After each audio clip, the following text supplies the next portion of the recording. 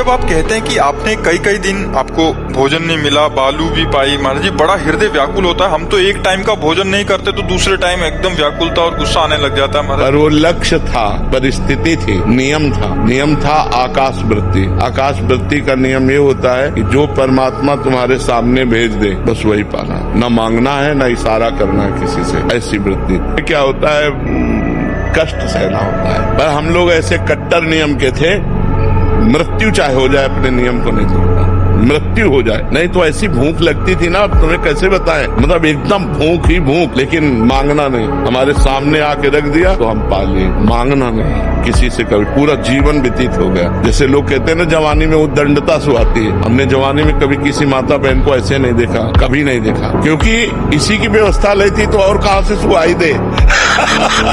गर्मी सर्दी बरसात सब सहना, किसी से कुछ न कहना, केवल भगवान की प्राप्ति का लक्ष्य रखना। बड़ा कष्ट में जीवन, बड़े अपमान सहे, बड़ी गालियां सही संसार की, तब आज है भगवान ये सब लीला कर रहे।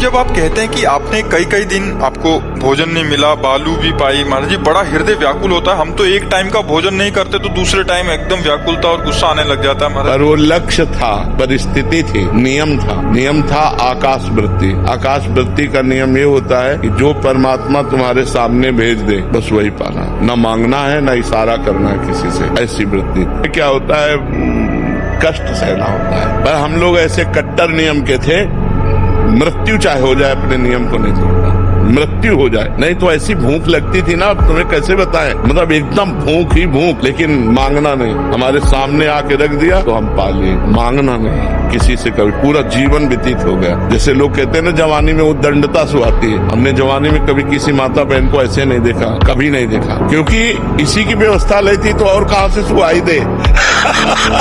गर्मी सर्दी बरसात सब सहना, किसी से कुछ न कहना, केवल भगवान की प्राप्ति का लक्ष्य रखना। बड़ा कष्ट में जीवन, बड़े अपमान सहे, बड़ी गालियां सही संसार की, तब आज है भगवान ये सब लीला कर रहे।